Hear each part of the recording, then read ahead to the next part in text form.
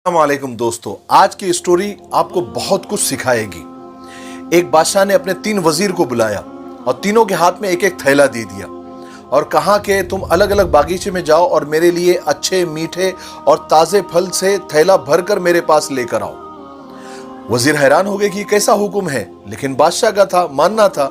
तीनों अलग अलग बागीचे में गए तो पहले वजीर ने ताजे मीठे और अच्छे अच्छे फलों से अपना थैला भर दिया। दूसरा वजीर, उसने थोड़ी सुस्ती किया, उसने सोचा कि बादशाह थोड़ी पूरा थैला खाने वाले हैं, वो तो ऊपर ऊपर के खाएंगे, तो उसने गले सड़े कच्चे फल से थैला आधे से ज्यादा भर दिया और ऊपर चंद फल ताजे ताजे भर दिया।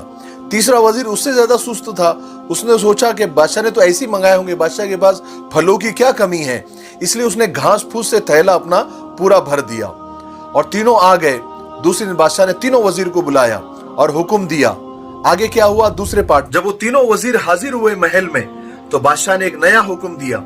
कहा कि इन तीनों को भी अलग अलग जेल में 1 महीने के लिए बंद कर दो और इनको खाना पीना नहीं देना है, सिर्फ यही थैले इनके पास रहेंगे। तीनों को अलग अलग जेल में बंद कर दिया गया। तो जो पहला वजीर था उसने तो माशाअल्लाह ताजे ताजे मीठे मीठे अच्छे अच्छे फल जमा किया था, उसका तो मजे से महीना गुजर गया। और दूसरा जो वजीर था उसने चंद दिन तो अच्छे फल खाए, लेकिन उसने जो गले सड़े फल मजबूरी में उसको खाना पड़े तो वो 10, 12, 15 दिन के बाद भूख से तड़प तड़प के मर गया। और तीसरा जो वजीर था वो तो 2 या 3 दिन में भूख से मर गया। जाहिर है कि सारा घास फूस और कचरा उसने जमा किया था, उसको तो मरना ही था। कहने को तो सिर्फ छोटा सा किस्सा था, लेकिन इसमें सबक बहुत बड़ा है। हम भी उसी बाग में हैं और हमको जाना है कब्र में। हम खुद सोचे हम क्या जमा कर रहे हैं, मीठे फल यानी नेकिया या घास फूस।